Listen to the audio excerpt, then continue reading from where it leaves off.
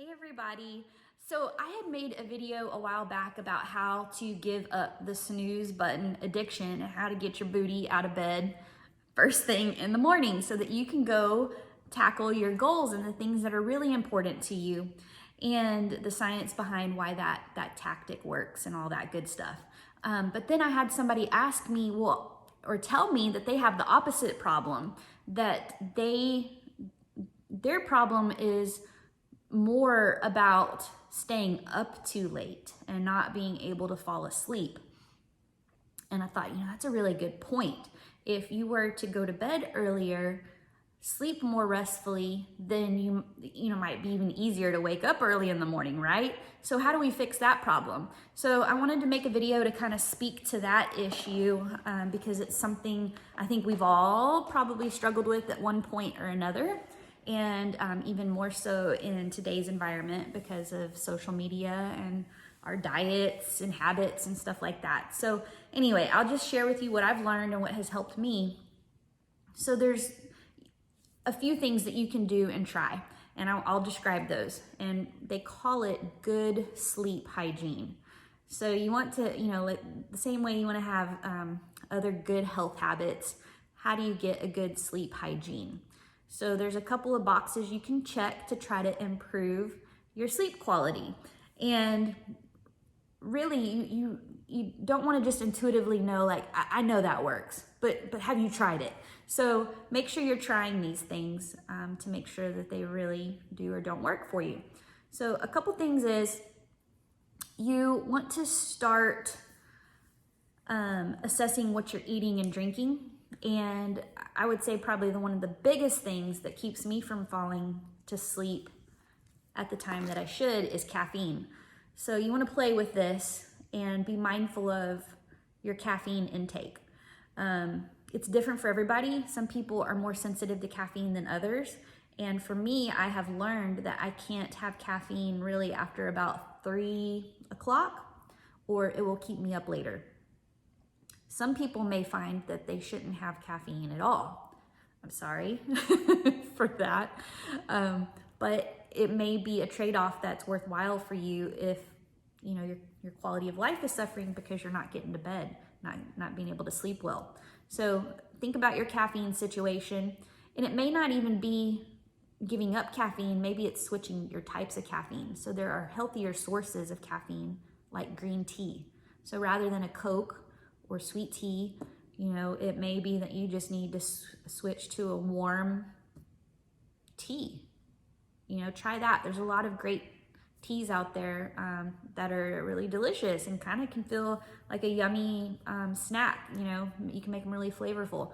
So anyway, think on that. And then another thing to try is turning off the things that overstimulate your brain sooner.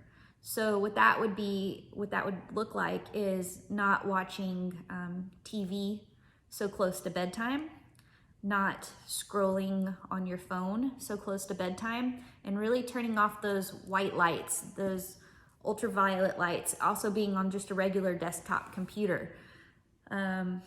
Starting to turn down the lights in your home as you get closer to bedtime. And doing these things that cue to your brain in advance, oh, we're getting closer to sleepy time, and help your brain shut down. And help it do that by shutting out all those things that are making it work overtime, that overstimulation, and start to set the mood, so to speak, for bedtime. And then your brain will start to work with you in starting to calm down, relax, and get ready for a restful night's sleep. So if you want to think about anything that would make you restful and start to calm down and relax you, so maybe you could get into a routine of having a nice bubble bath or read before you go to bed. Now, I have heard some people say reading actually overstimulates their brain and then they can't go to bed. But for me, I have fallen asleep reading so many times, so I know that works for me. So just try it out. And I don't mean reading on the phone, because that would be probably counterproductive with the bright light that creates the chemical in your brain that keeps you awake rather than help you go to sleep. So other than that, those are the big things. Just being mindful of what you eat and drink and how that affects your sleep. And then your environment. So turning off the TV, not looking at the phone as you're going to sleep or before you're going to sleep. So you kind of want to start these things at least, I would say, at most, start to shut down those things 2 hours before bed. So the television, the phone, and then I'd say at the very least an hour before bed. Don't do that. If you can't give it up 2 hours before bed, maybe at least try an hour before bed. And then decide on your bedtime. So maybe again, you're living a reactive life instead of a proactive life, and you just kind of don't have a set bedtime and it's just whenever it happens. But if you can kind of decide in your mind when you want to go to bed and ensure that you're getting, 7 to 8 plus hours of sleep, whatever your body needs to feel good, then try that. And then lastly, I'd say talk to, maybe a wellness doctor that could give you some further suggestions. Sometimes your body may need some supplements to help you until you get into a healthier position to where your body is more naturally inclined to do that. So the other thing I'll say that I just thought of saying that is when you get healthier, your sleep becomes healthier. So again, you want to make sure you have a good diet, lots of fruits and vegetables and healthy carbs, well balanced. You're getting enough water during the day, and also that you're getting exercise in.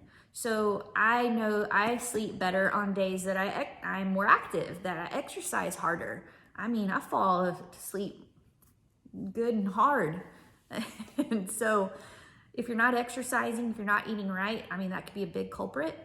And then maybe sometimes a brain dump. If you've got a lot on your mind, just writing it out, writing a letter to God and giving it to Him, and then praying before bed. And then lastly, asking God to help you. Visualize yourself, falling to sleep in your father's arms or in your mother's arms, and let God, Jesus, Mother Mary, help you with that.